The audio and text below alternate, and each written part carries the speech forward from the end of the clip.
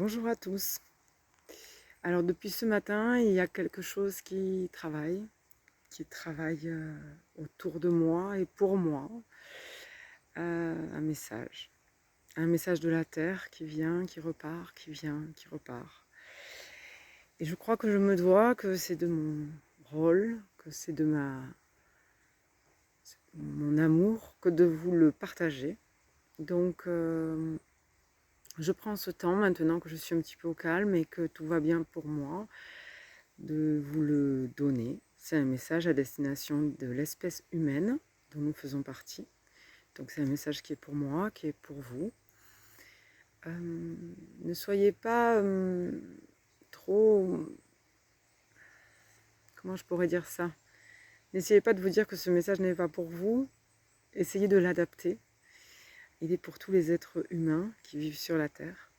C'est un message environnemental, c'est un message d'amour pour la Terre, pour les animaux, pour les plantes. Et c'est aussi un message d'urgence et c'est aussi un message de remise en question. Donc peut-être que tout n'est pas pour vous, mais il y a forcément une partie pour vous et même pour moi. Il s'agit maintenant de prendre le temps de réfléchir à ça et de prendre le temps de changer, de se transformer et de comprendre que ce système dans lequel on nous a imposé, en fait, dans lequel on nous a placé, n'est pas forcément le système de référence pour notre corps, pour nos corps énergétiques, pour notre âme. Et peut-être qu'à force de répondre à des demandes extérieures aux nôtres, peut-être qu'on est en train de se blesser. Et peut-être qu'il est temps de mettre en route une transformation intérieure vers et pour la Terre, pour l'univers, pour le monde, pour les mondes qui nous entourent. Peut-être qu'il est temps tout simplement d'écouter l'air, d'écouter le vent, d'écouter l'eau, d'écouter la terre, d'écouter le feu qui est en nous, profondément à l'intérieur de nous, dans chacune de nos cellules, partagé de manière irréprochable et juste. Et peut-être qu'il est temps de prendre le temps aussi pour tout ce qui est à l'extérieur de nous, tout ce qui ne nous appartient pas, mais avec qui l'on vit, c'est-à-dire les arbres, les animaux, le soleil, mais aussi tout ce qu'il y a après, dans l'invisible, nos guides, les structures énergétiques, les mondes parallèles. Peut-être qu'il est temps de se mettre sur notre bonne ligne. Peut-être qu'il est temps de s'interroger. Peut-être que cette urgence dans laquelle on nous met est une urgence pour ne pas qu'on voit. On est à côté de notre monde, à côté de notre vie, à côté de nos pas. Peut-être qu'on est utilisé par un système où, à notre bon vouloir, on se laisse utiliser par un système ou pour un système. Et peut-être que chacun d'entre nous a besoin de se transformer et d'entendre ce message qui va peut-être l'aider, peut-être pas, peut-être que ce sera dans un autre temps. Peut-être qu'il est temps de se mettre à la page, soyons un peu modernes et regardons où on en est, regardons ce qu'on a fait, regardons notre responsabilité. Même si vous avez l'impression de ne pas être des pollueurs, vous êtes des pollueurs, car vous n'êtes pas sur votre voie. Dès l'instant où on prend une voie qui n'est pas la nôtre, on pollue forcément de nos actes et de nos pensées. Alors on y va, on va prendre un peu ce message. Je crois que je suis en train de me faire piquer par les moustiques. Ça faisait longtemps. Donc j'ai une peau à moustique, il m'adore. On va prendre ce message qui a déjà commencé, bien sûr, vous l'avez compris. Et peut-être qu'il est vraiment temps de s'interroger, finalement. Est-ce que je suis l'humain que je souhaite être? Et est-ce que je suis l'humain qui m'apparaît devant mon miroir? Quand il me semble être cette personne digne d'intérêt, digne de sagesse, digne de patience, digne de pacifisme, est-ce que finalement je suis cette personne-là? Et qu'est-ce que je peux transformer? et en quoi ma responsabilité individuelle est reliée à la responsabilité collective. C'est-à-dire que si vous êtes un as, si vous êtes un as de... Je me marre parce que c'est une ancienne expression, un as, ça me fait rire. Si vous êtes un as, en fait, de la permaculture, du manger bio, du rouler vélo, si vous êtes dans l'amour de votre prochain, si vous êtes irréprochable, bon, c'est un petit peu difficile, c'est moi qui le dis, il ne faut pas oublier quand même que vous avez une co-responsabilité avec ce qui se passe et ceux qui vous entourent. Donc peut-être qu'il est temps de se mettre au service, dans ces cas-là, du monde qui nous entoure et au service de ces personnes qui n'ont pas encore vu, qui sont en train de polluer dans le sens polluer, c'est-à-dire c'est comme si on envoyait un venin dans la terre et qu'on l'a blessé, qu'on l'a tué. En fait, petit à petit, ça la tue. C'est pas que ça la tue, ça la rend malade en fait. C'est ça le mot. Peut-être qu'il est temps de se mettre au service de ces personnes qui n'ont pas encore vu cela. Et peut-être qu'il est temps de se mettre au service de soi-même plutôt qu'au service d'un extérieur. Il y a une structure, on me montre, il y a une structure administrative, politique, économique et sociale. Alors je vois la forme, c'est vraiment une structure énergétique qui vous happe et qui vous inspecte, qui regarde votre fonctionnement. Et quand cette structure elle est en place, elle vous empêche de prendre votre voie, de prendre votre chemin. Alors en fait ça aussi c'est une grande difficulté et il faut essayer de ne pas se laisser obstruer la vue en fait. Il ne faut pas nourrir ce système, mais il ne faut pas aussi se laisser nourrir par ce système, cette structure-là. En fait si vous voyez, si vous voulez, je vois, on va dire l'univers, voilà, donc notre planète avec d'autres planètes, d'autres systèmes et des reliances. Et cette espèce de structure qui est là comme une ovni et qui essaye de happer en fait les êtres qui sont par-ci et par-là. Cette structure-là, elle n'a rien à voir avec l'univers en fait. En fait, l'éther et l'éther. Les habitants de l'éther, les structures, les êtres, les animaux, les plantes, etc. C'est tout un système, c'est tout un fonctionnement, c'est le monde, c'est le tout en fait. Et ce système, cette structure que je vois là comme un ovni, elle vient se rajouter et installer le doute dans nos esprits en disant « Non, mais je suis le tout. Venez, mes amis, je suis le tout. » Et nous, on est des espèces d'humains un peu obsédés par cette structure et par ce système. On est comme attirés, comme hypnotisés par ce système et on est à l'intérieur. Et on ne sait plus comment sortir. Je ne peux plus sortir de ce système, c'est-à-dire que mon CDI me permet de payer mon crédit, qui me permet de nourrir mes enfants, me permet d'avoir un toit sur la tête, d'avoir ma piscine et de vivre libre dans cette structure. Mais si j'enlève, je suis tellement dans la structure, accrochée dans les câbles de la structure, que si je veux enlever un petit bout de ça pour revenir vers moi, vers ce que je suis, prendre du temps peut-être, je ne sais pas, j'invente quelque chose là, je ne peux plus. Je ne peux plus me décrocher de la structure. Donc ça, c'est tout à fait difficile. Parce que si vous ne pouvez plus vous défaire de la structure, ça veut dire que vous n'êtes plus sur votre chemin. Vous êtes dans le chemin de la structure. Donc de ce qu'on appelle le système.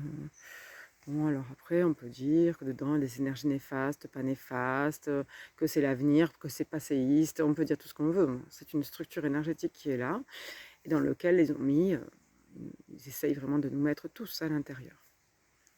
Et dans cette structure, une manière de nous accrocher à cette structure, c'est bien les réseaux sociaux, le téléphone, la télévision, enfin chacun à un autre niveau quoi.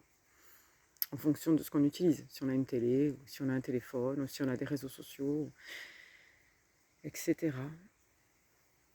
Alors déjà, voilà, ça c'est une première idée. C'est-à-dire que déjà la liberté, elle est mangée un petit peu par cette structure.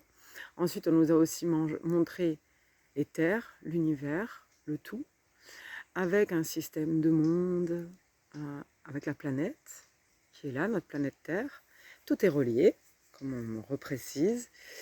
Et nous, en nous plaçant juste à côté de nos bottes, on injecte un espèce de venin là-dedans.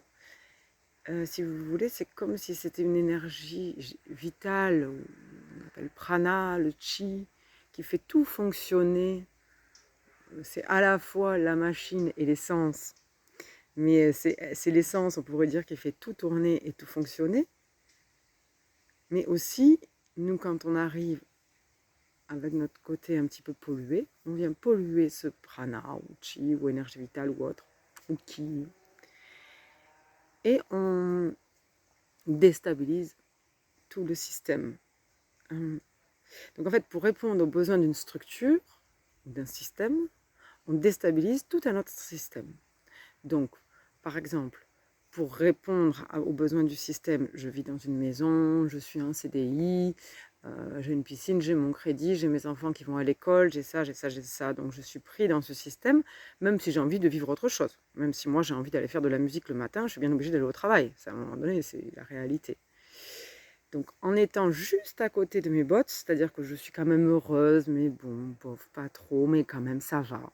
C'est acceptable, mais quand même la vie que je dois vivre, elle n'est pas, c'est pas celle-là en fait. Donc je suis prise dans cette structure, et donc du coup je n'injecte pas de joie, d'amour et d'harmonie dans le système de vie, dans les terres, avec toutes les planètes, dont notre planète, et sur notre planète, les animaux, les plantes, les éléments, les humains.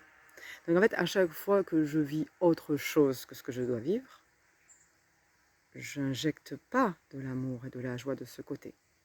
Donc en fait, je vis comme un automate, ça va, ma vie elle est bien, j'ai ma famille, j'ai mon travail, etc. Mais par contre, j'en oublie que je suis amour et que c'est mon rôle, ma responsabilité, que de nourrir cet amour pour nourrir le tout. Je ne suis pas un petit morceau du tout, je suis le tout. Et quand je suis à côté de mes bottes, je mets le tout à côté de mes bottes, de ces bottes, du coup. J'espère que vous me suivez. Ça, c'est une histoire de liberté, responsabilité, et tout ce qu'on parlait tout à l'heure, c'est environnemental. C'est-à-dire que quand je vis une vie qui ne me correspond pas, que je ne suis pas complètement heureuse, ça va, c'est pas pire, mais je ne suis pas heureuse, je ne suis pas dans la joie, je ne suis pas dans l'amour, je ne suis pas dans le sourire, le partage, la vibration, quoi. Je ne suis pas dans mon état plein. Je nourris le chi de quelque chose de neutre, voire de négatif. Et ça, ce n'est pas bon. Donc, c'est de ma responsabilité. C'est la première idée. Je me répète un peu, hein, mais c'est pour clarifier. J'espère que je ne fais pas que me répéter.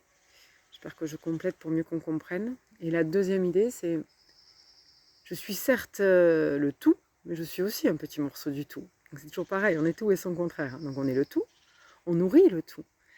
Quand je suis dans la joie, quand je suis dans le calme, quand je suis limpide, quand je suis posée, quand j'ai envie de danser, je nourris le tout de tout ça. Quand je suis énervée, je suis en retard, peut-être que j'allais faire ce truc, j'ai pas envie, gna gna gna, je nourris le tout d'autre chose, bien entendu. Donc je deviens le tout quand je nourris ça, mais je suis aussi un petit morceau de ce tout. Et ce petit morceau, Mélanie, qui agit ici au quotidien, qui pose ces petits jalons au quotidien, elle est responsable de ce grand tout. Et elle est aussi responsable de tout ce qu'elle pose autour d'elle. C'est la notion de la co-responsabilité. C'est-à-dire que si je ne me dis pas que, par exemple, là, je suis sous un noyer, donc j'ai ramassé 10 noix. Si je ramasse ces 10 noix, on est d'accord que les oiseaux, ils ne vont plus manger ces noix. On est d'accord. C'est-à-dire que moi, je vais ramener ces noix, elles vont stocker chez moi peut-être 1 an, 2 ans, peut-être je vais les manger tout de suite. Mais en tout cas, ce qui est sûr et certain, c'est que les oiseaux ou les écureuils, les petites bêtes qui sont là, qui mangent habituellement les noix, elles n'auront pas ces 10 noix. Et pourtant, elles vont devoir passer un hiver. Et comment elles vont faire si elles n'ont pas ces noix? Donc à chaque fois que je touche à la terre, à chaque fois que je pose un acte, je deviens responsable de ce que je fais. Il ne s'agit pas de se prendre la tête et de devenir allumé en se disant non, je touche plus les noix, ou alors au contraire, attends, je laisse des noix, il faut que je réfléchisse combien je vais laisser de noix, parce que à ton avis, combien il y a d'animaux qui vont venir manger. Il s'agit de prendre sa part de ce qu'on a besoin et de laisser la part de ce qu'on n'a pas besoin. Et ça, c'est vraiment une base très, très, très importante qui fait vraiment partie de la bientraitance, du minimalisme, de la permaculture, de l'économie sociale et solidaire, de toutes les nouvelles valeurs qui émergent en ce moment. C'est vraiment, je prends ma part, je m'occupe de ma part et je laisse la part pour les autres. Ensuite, quand je trouve quelqu'un avec qui faire un bis-bis, quand je trouve quelqu'un qui me correspond, je peux alors construire et avec nos deux parts, on crée un collectif. Ça, c'est encore un autre sujet, mais en fait, c'est un peu chacun sa petite part, chacun son petit morceau. Dans l'énergie du chamanisme, l'énergie de la terre, ce qu'on nous apprend, c'est vraiment n'oublie pas que tu fais partie de ce système. Donc, par exemple, moi, je ne pollue jamais. Dans la nature, je jette jamais rien. Donc, je pourrais me dire, bah, écoute, cette bouteille en plastique qui est là, c'est pas mon problème, en fait. Mais en fait, je suis responsable, je suis co-responsable de cette bouteille en plastique. Donc, bon, bien sûr, je ne vais pas commencer à ramasser toutes les bouteilles en plastique de la planète. Je ne vais pas me transformer non plus en ramasseuse de bouteilles en plastique. Mais par contre, si elle est sur mon chemin, je suis responsable, je deviens responsable dès le moment où elle est sur mon chemin, du fait de la laisser ou de ne pas la laisser sur la terre. Qu'est-ce qui va se passer avec cette bouteille en plastique dans la nature? Je suis passée devant et je l'ai vue. Qu'est-ce qui va se passer? Donc c'est ça quand on parle de responsabilité. Donc en fait, le message des guides, pour compléter ce que je dis un petit peu là, c'est le suivant. Mesurez vos actes et mesurez votre bon vouloir. Ouvrez votre cœur et demandez-vous s'il est juste d'agir comme vous agissez. Ne le pensez pas. Surtout, vibrez-le. Il est parfois nécessaire de ramasser cette bouteille, parfois il n'est pas nécessaire de la ramasser, si on reprend l'exemple de Mélanie. Il est en tout cas important que vous compreniez que vous faites partie de la race humaine et que si vous n'avez pas pollué la planète, votre frère humain l'a fait. Donc vous devenez responsable avec lui. Moustique. Pardon.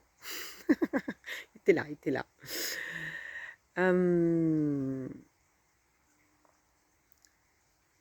Vous devez bien comprendre quand vous agissez indépendamment, c'est une version égoïste du monde.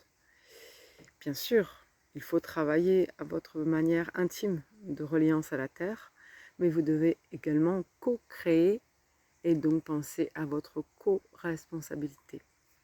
Vous n'êtes pas que des humains, vous êtes un règne, vous êtes un peuple. Le peuple des arbres, le peuple des plantes, le peuple des pierres, le peuple des fées.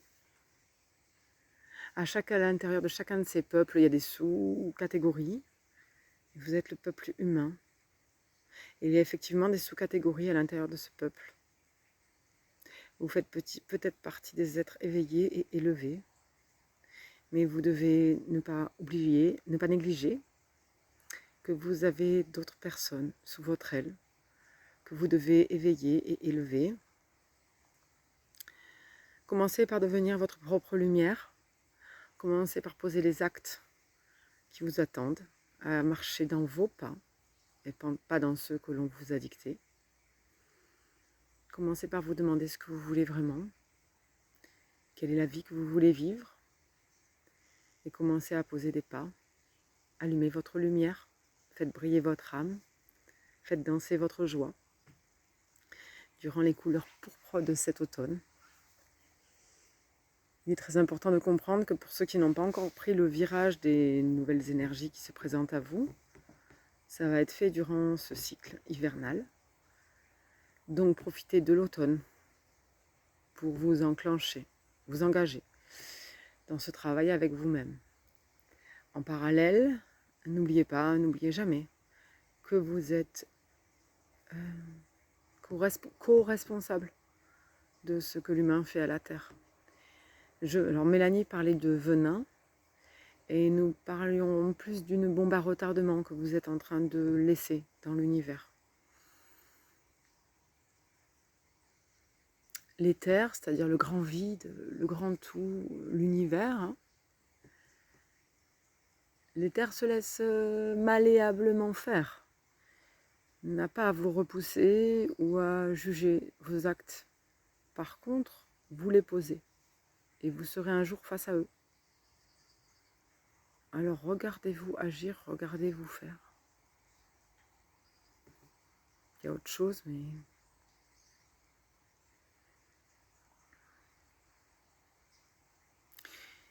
Nous avons les guides. Donc les guides disent, nous avons le devoir de vous informer et vous avez le devoir d'aller écouter la Terre. Nous vous demandons de prendre contact avec la Terre. Nous vous demandons d'aller vous reculer dans la nature, d'aller marcher, de se mettre auprès des cascades, des rivières, des mers, loin, loin, loin de l'espèce humaine. Allez écouter le silence de la nature. Allez observer le système de fonctionnement des différents peuples. Mettez-vous à leur écoute. Oui, c'est vrai que... En fait, pour moi, ça paraît facile quand on dit remettez-vous à l'écoute de la Terre, mais c'est vrai que pour vous, vous savez peut-être pas forcément comment faire. Donc, ils sont en train de me dire que je dois donner des exemples de comment faire pour se remettre à l'écoute de la Terre. J'ai envie de vous dire qu'à l'intérieur de vous, il y a un battement, qui est le battement de votre cœur. Et en fait, il tape à l'unisson avec le battement de la Terre. C'est pas les mêmes vibrations, c'est pas les mêmes sons, c'est pas les mêmes rythmes, mais c'est uni. Poum, poum, votre cœur, poum, poum, poum, poum, poum, poum, poum, poum, poum, la Terre. C'est-à-dire ça colle forcément, ça colle forcément. Donc en fait, vous devez aller avec votre cœur ouvert. Donc quand je parle de cœur, je parle du battement physique du cœur, mais je parle aussi du cœur, de s'ouvrir au champ des possibles, en fait, d'ouvrir vraiment son amour. Hein. Vous devez ouvrir votre amour, ouvrir votre cœur et partir dans un endroit que vous aimez bien. Ça peut être vraiment au milieu des arbres, ça peut être à la rivière, à la mer. Il faut vraiment que ce soit loin de toute civilisation. Ça serait bien de ne pas croiser un humain, de ne pas croiser une voiture. Donc la mer, c'est un peu compliqué par endroit hein, quand même pour ça. Mais il doit y avoir forcément des endroits.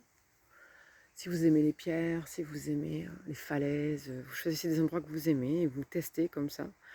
Où est-ce que votre cœur bat à l'unisson avec la terre? Il y a des endroits plus merveilleux que d'autres. Voilà. Moi, je sais que j'aime les grandes prairies verdoyantes, que j'aime les montagnes, que j'aime les terrains ardus. Je sais que j'aime la sécheresse, j'aime quand c'est humide, parce que j'ai appris à connaître tous ces environnements au fur et à mesure de mes découvertes. Et c'est à partir de là qu'on arrive à se replacer dans ce qu'on est vraiment. C'est comme si la Terre, c'était notre cocon. Et quand on s'éloigne de la société, des gens, en fait, comme si la société était un peu décalée. Ils nous l'ont dit en première partie. Une fois que vous êtes un peu éloigné, vous allez retrouver votre cocon, mais le véritable, le cocon de votre âme. Parce que votre âme, elle a décidé de s'incarner dans quelque chose de particulier. Et en fait, la Terre le sait, elle est comme une gardienne de ça. Et alors là, vous allez pouvoir vous mettre dans ce cocon et petit à petit, les choses elles vont monter à la conscience naturellement.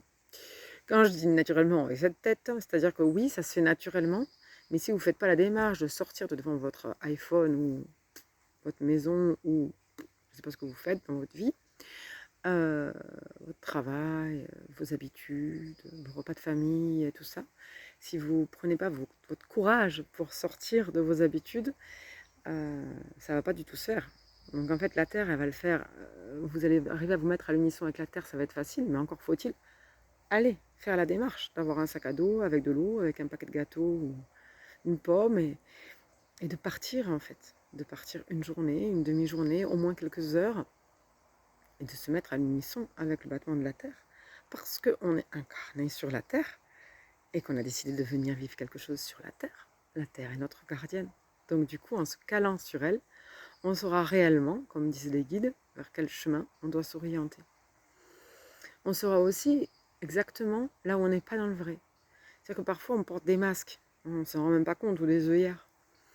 C'est le système du mental, le système de protection, le système de sécurité, notre système pour nous projeter dans la vie. Enfin, bon, je ne suis pas psychologue, hein, donc voilà. C'est notre système à nous, en fait, de nous mettre des masques et des œillères, mais en fait, quand on est face à la Terre, tout seul, ça tombe, nous aussi. Donc ça nous apprend aussi à être nous, à être sincère avec nous-mêmes, à savoir finalement où est-ce qu'on est juste, où est-ce qu'on est faux. Et c'est vraiment un très très très très bon système pour savoir sur quelle voie se lancer et quelles erreurs on est en train de commettre dans notre vie pour notre incarnation. Voilà. Il doit y avoir un écureuil qui mange une noix. Vous entendez un drôle de bruit. Crac, crac, crac, crac, crac. Voilà. Donc en fait, les guides nous remercient de ce temps pris à écouter cela. On vous demande vraiment de travailler un peu à cette remise en question. C'est urgent, dans le sens où avant, on nous avait appris, dans notre ancienne culture, c'est archaïque, on nous a appris à être à l'écoute de soi.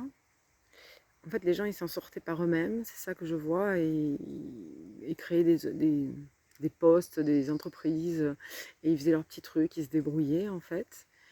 Et après, il y a vraiment eu une mainmise, en fait, sur l'être humain, et là, à partir de là, c'est comme si on nous avait esclavagisés un petit peu, si on nous avait empêchés d'eux.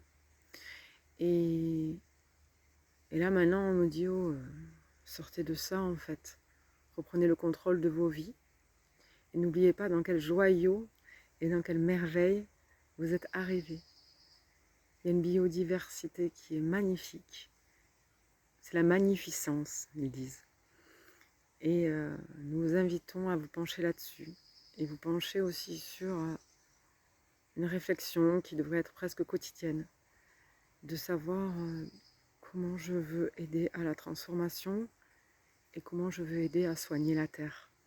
Parce que la Terre est reliée au tout et à l'univers, aux autres peuplades, aux autres règnes.